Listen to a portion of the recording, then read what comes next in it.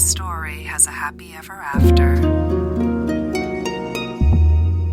And after this story, there's an after party.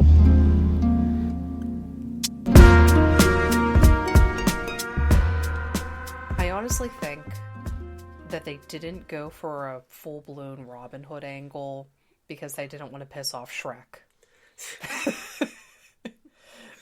That's my theory, and I'm sticking to it. The Knights of the Round Table. Dance with her. I don't know why that came into my head. I'm just really excited for Aladdin to come in a couple.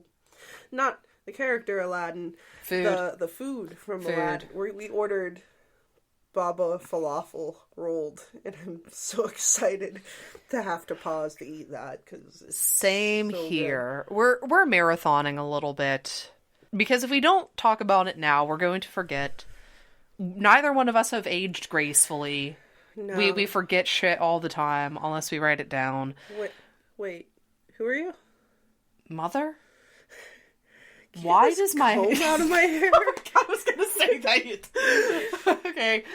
Welcome to Happy Ever After Party. I am Sam Logsden. I am Amanda Pierce. And let's see. From last we left off, Please. And That's all you need to know. the bitch in fact moved and got out of the way. She did. I think she just let him pass. I don't think she shifted. If I had to explain this next episode in like less than 7 words, it's life begins at man. Get it? Because feminism. Yeah. I think would probably be mine. Get it? Because feminism's a great descriptor. Get it? Because feminism. And I feel like that can basically be the flashback portion of it. The Storybrooke shortened version of this episode is Cat's got the claws out. Yeah, I feel like... I don't know. I feel like there's a huge gap in my memory involving this episode. It's because it sucks. We were kind of roughly talking about the outline, and Sam was going, oh, yeah, this happens. And I go, really? That's this episode? Oh, yeah, this happens. And I'm like, really? This episode that happens. Yeah, and it's not that I remembered everything that happened in this episode because I liked it. I remembered it because I like episode 4 a lot more. Maybe not for good reasons, but I enjoyed that one so much that I was like, okay, I can remember what happened in episode 4 distinctly, and all the bullshit happened before it. So it's like the first 3 episodes kind of blur for me. Mm-hmm. Flashback-wise, this is the point at Once Upon a Time where I start to really wish that it was just about the fairy tale version of this story and not in the real world. Not because it's not an interesting concept, because it is. It is a really cool concept and I appreciate it. But the things that they choose to do for like character inversion and subversion of expectations with certain fairy tales, they do it so much better in this like fairy tale CGI world than it actually manifests in Storybrooke. Okay. With the exception of a few characters. Mm-hmm. Like, honestly, having Rumpelstiltskin be a pawnbroker is kind of awesome. Yeah, I like that idea. I disliked this episode. I disliked a lot about this episode. I feel like a lot of it is because I don't really like Snow White's character or the prince. They're kind of milquetoast boring. And they try to kind of ever after this shit by being like, she's like, let's start with a summary because I don't want to get into it. Okay. Until we get into it. So from do you here, want to start with fairy tale world or real world? From here on out, Spoiler alert. And let's actually start with the real world first because we can kind of sum up what happens very briefly. Yeah. And what happens is we continue seeing Snow White's character, Barry Blanchard. We see her life outside of being a school teacher, where she goes on a date with one of the doctors that's in town. Dr. Whale. Dr. Whale. I'm not going to comment too much on that. I don't know who he is yet, so don't comment on that. I'm not. I don't know who he is. It's funny. He checks out Ruby's butt. Yeah, but don't we all, though? Ruby has a fantastic ass. Mary Margaret sees Emma sleeping in her car on the way home from the date and offers to let her be her roommate. She says no, but eventually at the end of the episode she says yes. Now it's important to stop here real quick and say that there's a throwaway line whenever she explains to Emma that she was on a blind date. She goes, oh, I'm a nun, not a school teacher. I was on a date. The reason why she says that is because originally they had written Mary Margaret Blanchard to be a nun. Jesus. That's why they kept the name Mary Margaret. You could hear my eye roll. I think you could hear my eye roll. I think you could feel my eye roll. I didn't actually roll my eyes, but I rolled my eyes so hard whenever I found that out. Because watching Once Upon a Time, you'd mentioned previously about how she dresses like a 12-year-old. Yeah, she dresses like a nun. She dresses very conservatively. And she always makes these, like, offhanded comments to Emma about, like, the adoption.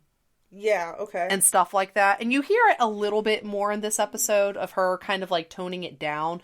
But, like, every once in a while, it will just kind of, like, creep up. Where she has, like, these very old-school mentalities of, like, kids needing to belong with their parents and shit like that. Okay, yeah. She does make some, like, really off-brand comments about that. And she immediately apologizes for it, but it's half-assed. Yeah. Just because she's so sheepish. Now, you also see her volunteer work at the hospital, where she gives flowers to people. I think you see that at the end of the first episode. You do. You do see that, and it's brought up here. And because Henry is able to convince adults that don't like Regina, that Regina's an evil queen, maybe, in order to appease Henry and get him to stop talking about his delusions, Emma convinces Mary to read a fairy tale to a comatose patient. It's Henry's idea, because the school is visiting the hospital. It's Henry's idea. He sits on him and is, talking to him. It is his idea. He realizes it's Prince Charming from the book. So he says, hey, Mary Margaret, why don't you read this book to him? Maybe he'll remember who he is and wake up. And Mary initially is just like, yo, kid, you're crazy. And Emma's like, no, just do it to shut him up, because once he realizes it doesn't work, he'll drop it. Yeah. This backfires stupendously when Prince Charming, who is comatose, reaches his hand out and grabs onto Mary Margaret. While she's telling the story in the flashback. 12 hours later, we discover that this comatose motherfucker escapes the hospital. And that Regina is his... And runs into the woods. And that Regina is his emergency contact because she found him on the side of the road, I think. And this is where you kind of begin to waver a little bit about what the writers are doing with Regina's character. It's almost like they realized, oh, wait, this person is actually kind of reasonable, and if it wasn't for the fairy tale elements, she would be right. About everything all the time. How can we make her kind of wrong? Oh, let's make her the emergency contact of this comatose patient who she swears she knows nothing about. And miraculously, towards the end of the episode, finds this guy's wife. Yep. From whom he's been estranged. Well, I mean, he's been in a coma for 28 years. Well, they were estranged before that. They broke up. Well, they didn't break up. No, she said they weren't in the best place. They weren't in the best place. And when he left, I didn't stop him. This is his bitchy wife talking. I say bitchy wife, but honestly, she's okay. She's honestly right most of the time, too. She's okay. I have no problems with the wife. What I have a problem with, though, is in all of this part of Once Upon a Time, the women in this show are pitted to hate each other, with the exception of with the exception of Mary Margaret and Emma. Well, in the kind of dark duality of eventually Regina and his wife. Yes. Are friends. Yeah. They're friendly in this episode. They are friends. They are eventually. friendly. Yes. So they're kind of the dark duo compared to the good duo of Emma and Mary. Mm-hmm. But he goes missing, and the sheriff and Emma and Mary and the fucking kid, because of course, go hunting in the woods because they find in a video camera, and one of the dwarves is two of the dwarves are the security people for the hospital. Yeah. Sleepy and Grumpy, I believe. They sure are. Or Dopey and Grumpy? No, it's Sleepy. Okay. Yeah, because he yawns. He yawns. And you actually see both of them, the previous episode, on top of the bridge. Oh, fucking bam. On top of the bridge, you see Sleepy being asleep and Grumpy being grumpy. Yeah. And you know this is grumpy because of this actor's face. Yeah. I also know it's grumpy because, guess what? The show couldn't figure out what to do for an episode, and he actually gets his own backstory. I'll allow it. So they say that door leads out to the woods, so they go into the woods to try to find John Doe, and eventually they find him passed out by the riverbank. In, like, a creek. It's like not a river. It's like a creek. His face is, like, in the river. Yeah. And Mary Margaret revives him out and gives him mouth to mouth, and he wakes up. 'Cause, get it, Snow White. But the opposite, because her kiss brings him back. You get it? You get it? It's very subtle how they do it. Here's something to point out, though. In the very first episode, when we see them kiss, when he brings her back to life in the fairy tale world, there's an effect that happens that, like, ripples through. This did not happen in the real world. There was no ripple. There was no ripple. So, if there's any kind of curse letting go of thing, there obviously needs to be something else that happens. And I think the show was actually kind of maybe holding out for us to pick that up. So you know what? That was like good show don't tell storytelling. Yeah, I didn't feel like it was very subtle because you already know who they are because this is interspersed with the flashbacks. But no, I just meant that there needed to be more stuff to happen than those two just kissing. You know? Yeah, doesn't she give him a couple chest compressions or something? Like, she starts to do, like, CPR on him. That's not what I'm talking about, but yes, she does. Oh, okay. I meant to actually lift the curse of the town, not him being in a fucking coma. Oh, okay. So, like, because with her being asleep... Well, he doesn't remember who he is yet, though. That just wakes him up. Exactly. But you didn't know... Like, obviously, you can't just get these two together. There has to be more... drama. Yeah, more drama. Because it's a drama show. Yeah. So they end up dragging his happy ass... Well, I think it's like an ambulance or something shows up. And Regina's there. Yeah. And they take him back to the hospital. Daddy Sheriff Gray gets him there. They get him checked out, and a woman shows up. And they do the very dramatic, who is she? And Regina, who comes out of nowhere, goes, it's his wife. Dun, dun, dun. Yeah, and it's so fucking dumb. Ew. So that's everything. And he has no memory of anything before. No. And you do learn that. And then we get... pretty much the fairy tale, the real world. And then the fairy tale world. Starts off with Prince Charming. This is rough. Prince Charming and his fiancée are in a carriage taking the, quote, scenic route to a palace. You don't know what palace, but there it doesn't fucking matter. A tree blocking the road. Charming gets out of the carriage, and what? I was just gonna say, like... she a bitch. But... No, like... It's not even worth dwelling on the small details in this episode. I mean, he gets out of the car and there's a tree that's been cut down and someone comes in and steals the purse that he left. Wait, a hooded figure taking money? And then running away on a horse? He definitely hops on a horse and goes after her. Her? The mysterious masked figure. And, tackles this person to the ground, and it's a woman. Gasp. A woman? Yeah, gasp. So, yeah. So she ends up socking him in the face and running away. Feminism. You then cut a little bit further along the line, and she's in like a tree cave. She's in a cave. And she grabs some stuff, puts a little necklace around her neck, and leaves and gets caught up in one of those nets. That's like the thing where you go whoop up into the air. Yes. And it's Prince Charming, this guy, and he's found her.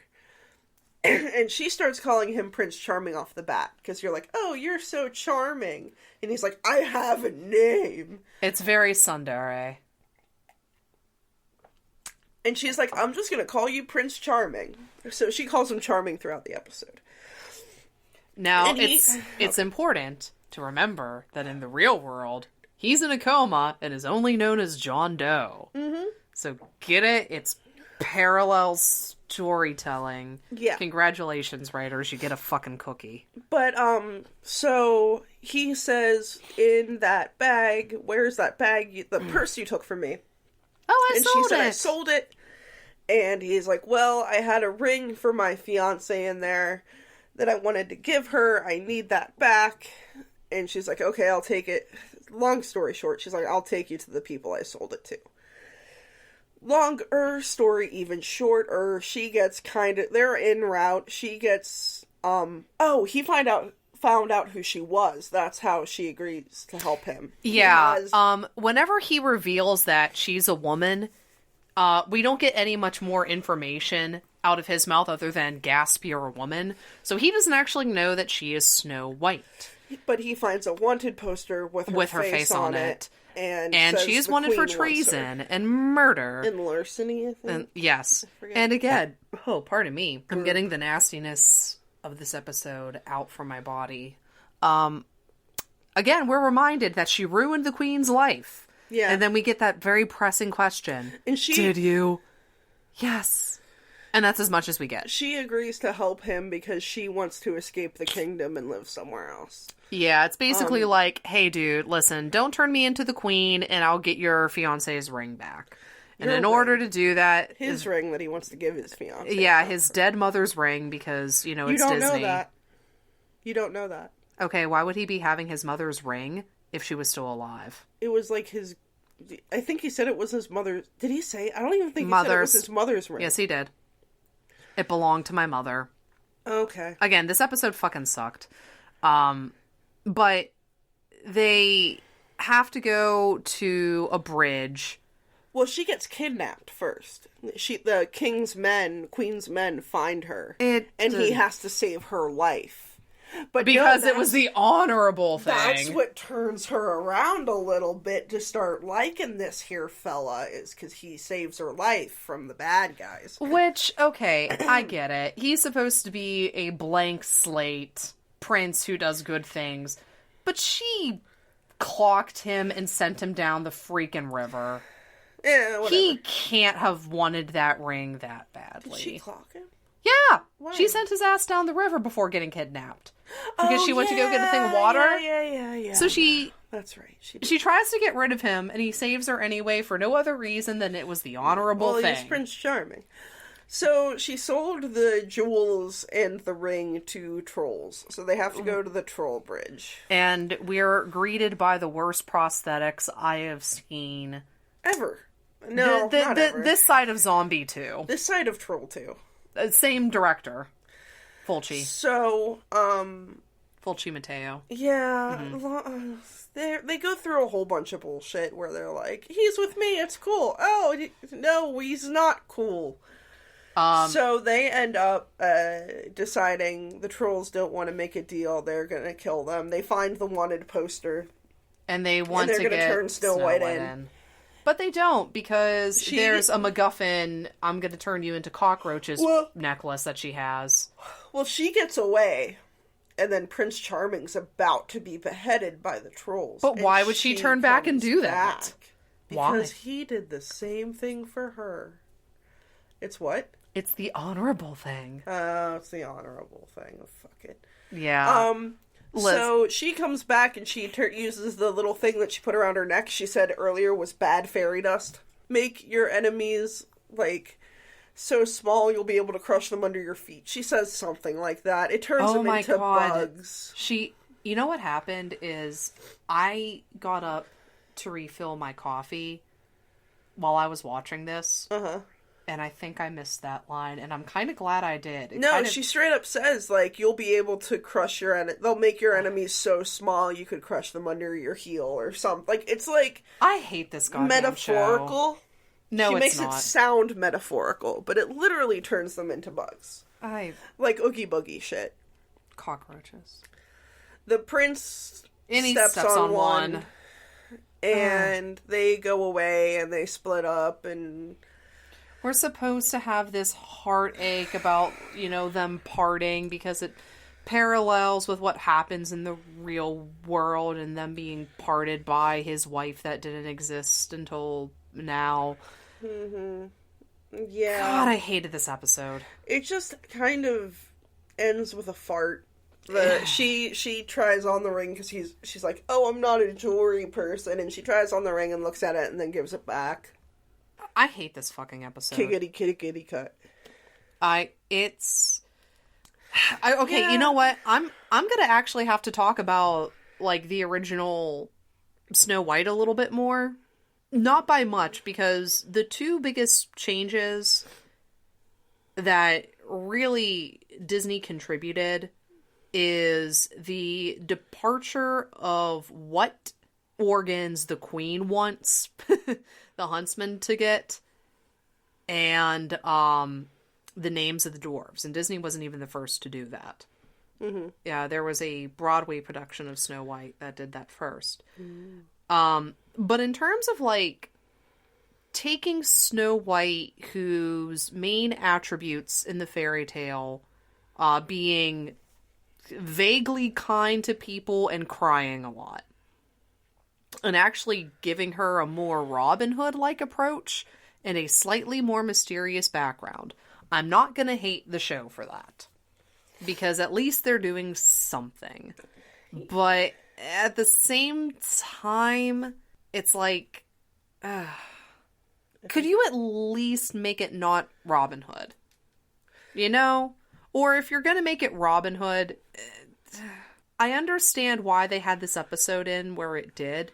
And they actually go into other stuff that Snow White has done in the past in later episodes. Mm-hmm. But if the goal of these first few episodes are to get me on board with all the main characters, this show has done nothing for me to be invested in Snow White's story arc. And unfortunately, she is prominent. I'm just really excited to not talk about Snow White anymore. Like, I am over Snow White's story. I'm kind of over her character. I'm kind of already over Prince Charming. They're so milquetoast and bland. And you can say what you want about giving her the background of Robin Hood, but I've seen Ever After, and you haven't. So no, I haven't. I am not impressed by this Drew Barrymore feminism is punching men in the face bullshit. Yeah. I really disliked a chunk in this episode where it shows the flashback when the prince tackles her off the horse and she punches him and goes off and is grinning. And then it cuts to her on the date with Dr. Whale, and she runs into Emma in the street, and she said, Mary says it was a bad date. And Emma goes, did he at least pay for dinner? And Mary just shakes her head. And I'm like, so feminism is punching men in face but still expecting them to pay for dinner. That kind of annoyed me. I'm like, that is a bullshit double standard, and I don't agree with that. You can't have your punching men in the cake and eat your they also pay for dinner too. And you can't have even that kind of bullshit feminism. If you're going to go that far, you can't have women being catty to each other for no other reason than it makes for good screenwriting. Yeah. That, I think, irks me just as much. It comes off as cheap. It's like, what is shorthand for she is a strong, empowered woman? Make her a Robin Hood-esque thief and punch a man in the face. And you can have fun with that story. You can be a lot more creative with that story. You can be ever after. But you know what? If you were such a good Robin Hood thief, you would have noticed that asshat building that big of a net. Yeah. Which was probably like a 7x7 net. Yeah, outside your tree. And then the other woman just sits in the thing and screams. Yes. Abigail. Yeah. It's... Oh, God. Food's here. Yeah. Let me go ahead and grab... We should pause and get food. Going...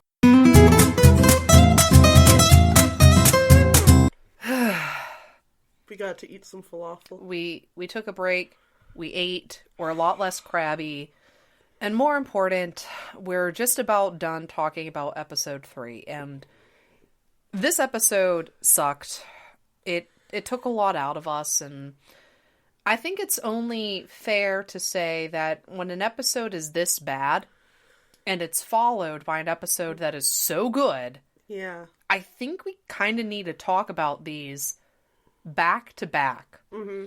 Because it goes from an episode that's faux feminism. And it feels like it's spinning its wheels. Yeah. So.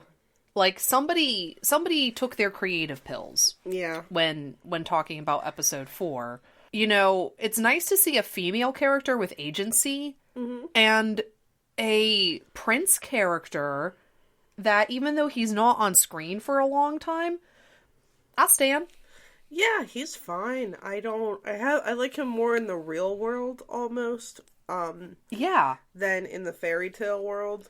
So we finally get to talk about another princess or another fairy tale character, and that is Cinderella. It starts with Cinderella. Yes. It starts with Rumpelstiltskin exploding her fairy godmother.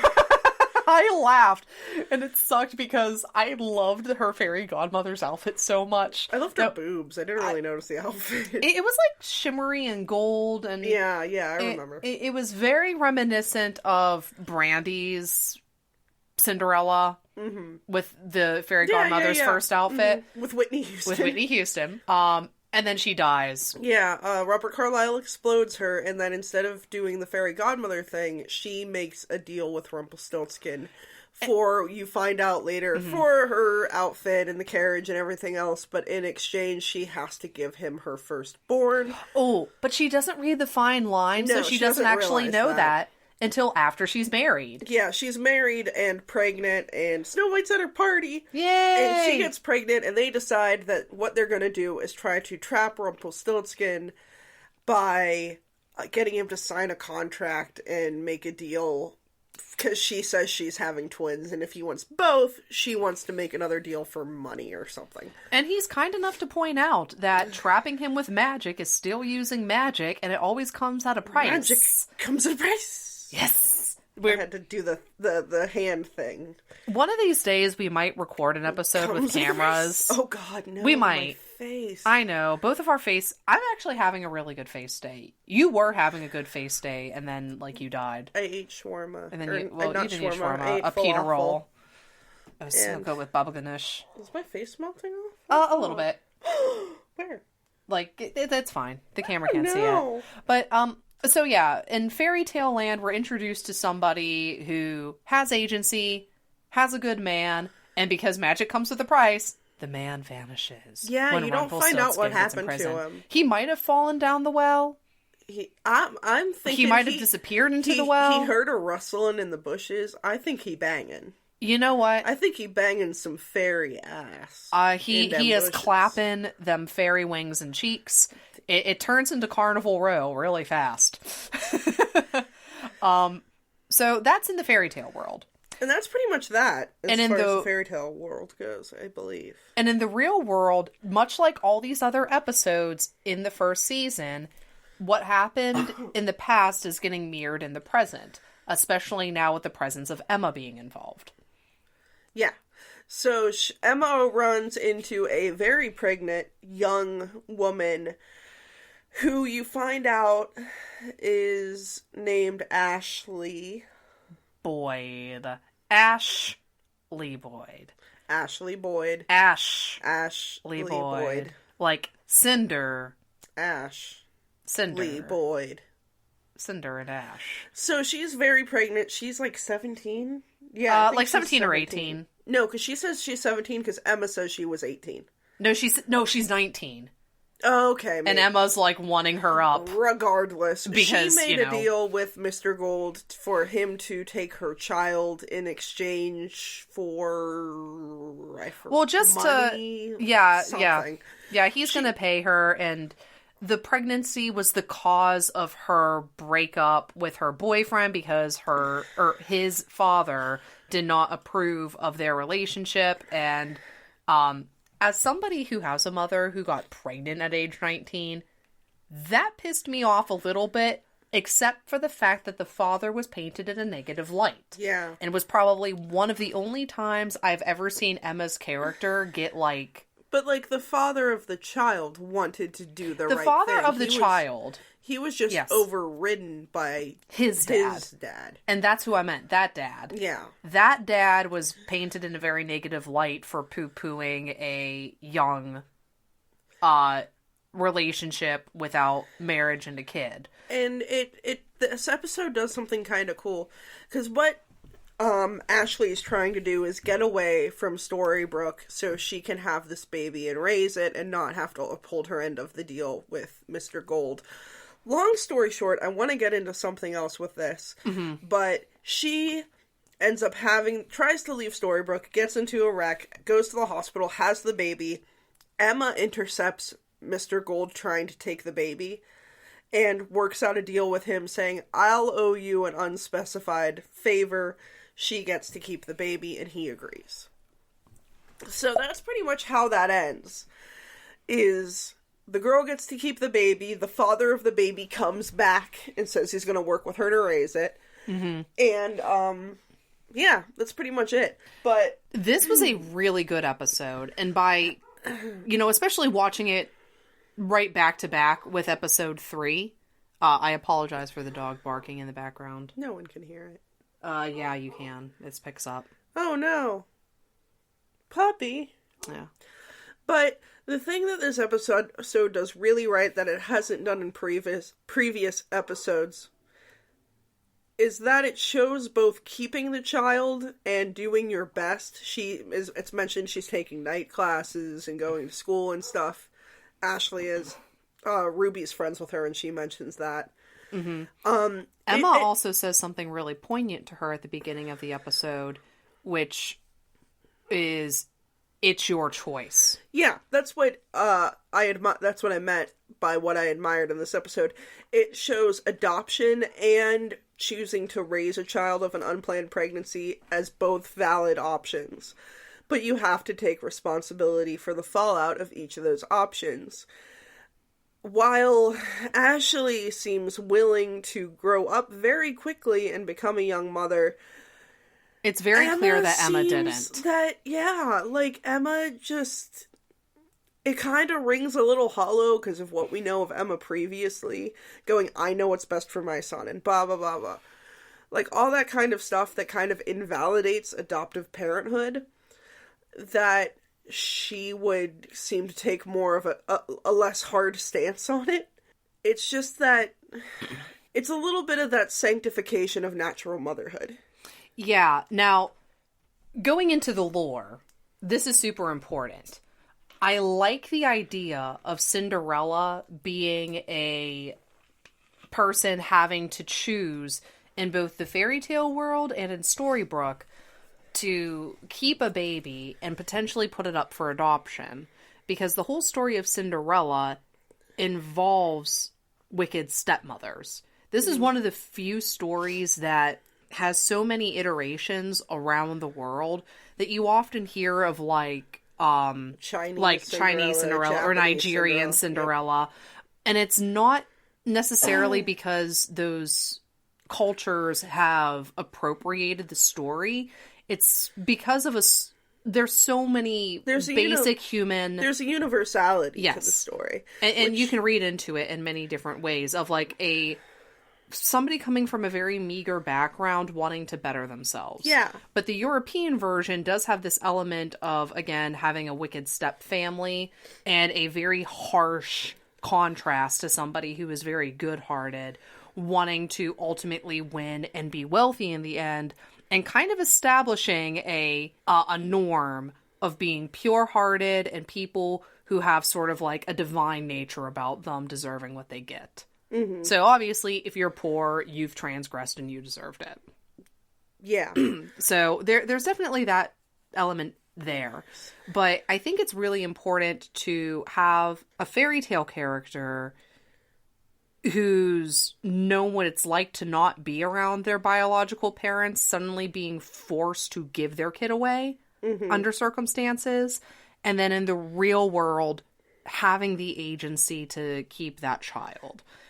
That was actually really clever writing. Yeah. And it, just as far as like setting up that story goes, and that didn't ring hollow like some of the other characters in their plots do. Yeah, that's fair enough. I think it's... How many apples are we giving this, Amanda? I'm gonna have to give it 5. Like, listen, Cinderella, to just talk about that, is already one of my favorite fairy tales. Mm-hmm. I think I've mentioned Ever After in all 3 episodes, which is a Cinderella adaptation. It's one of my favorite fairy tale movies and the best Cinderella adaptation, in my opinion. Spoiler for when we eventually do that episode, because we are. Yes. But, yeah, I liked kind of the twist on it.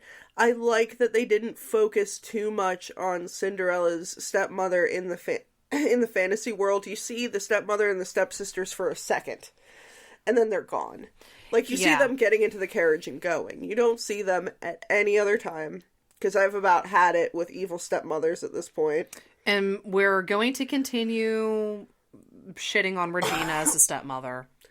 We're going to continue dragging her through the dirt for not pumping out any babies on her own. But I liked her agency in this. I didn't like that she didn't read the small print, but I get that we need a plot.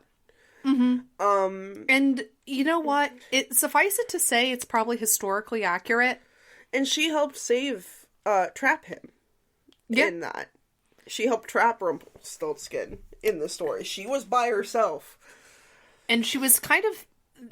This actress was really clever in that at the very beginning of this episode, when she was making the deal with Rumpelstiltskin, she had an eagerness about her to get this deal done. Yeah.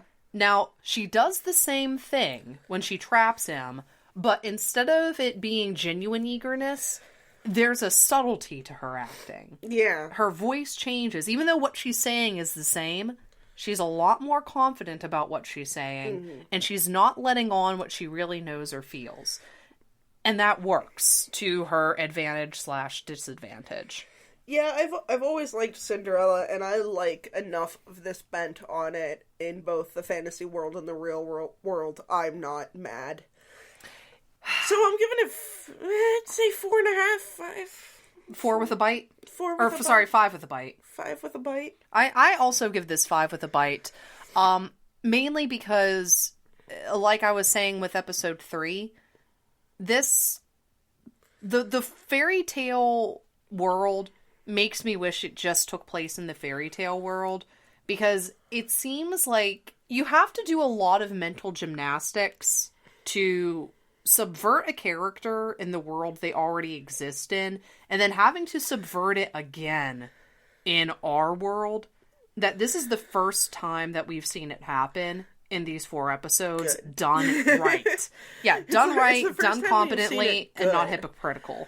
Yeah, because I'm not mad that it has, like, the fairy tales taking place in the modern world. They move around. No, that's fine. They move around time a lot when they're doing fairy tale adaptations. But this is the first time I think they actually did something interesting with it. Yeah, and sadly, that's not going to happen again for a few more episodes. Yep. Yeah. But I like this one. I don't... Yeah, I don't have a problem with just about any of it. Yeah. And it took away the focus from the characters I don't like, i.e. the main ones. Yeah. So, just giving us something to look forward to, I'm going to be taking a break from doing Once Upon a Time episodes. I'm going to be rewatching Hansel and Gretel Witch Hunter, as produced by Will Ferrell, before the release of... It's produced by Will Ferrell? Yeah. Jesus. Yeah. And you know what? For mindless, movie. I liked it too. For when you go into it knowing that it's brain candy, it's fun. Yeah, it's fine. And I kind of wish that Will Ferrell would produce more movies because that was fun. That's the one with Jeremy Renner in it, right? Sure is. Okay, cool. And I'm going to be looking at that. I'm going to be looking at the new Gretel and Hansel movie when it comes out next week. When the actual episode will appear, I don't really know. But once I basically talk about those two movies and Freeway 2, Confessions of a Trick Baby. Okay. Yeah. I'm not going to be talking about them. I am. But I'll be doing those. We'll get back to talking about more Once Upon the Time. And, I mean, what are some pressing questions that we have? Is the curse going to be broken? What am I doing here? What is Henry doing here? When am I going to take this comb out? When are you going to undo your bodice? When I get home. Ah, okay. Well, hey folks, I'm Sam. I'm Amanda. And you know what we say, might not be the end. It might not be happy. But you're always welcome to this party. Take care.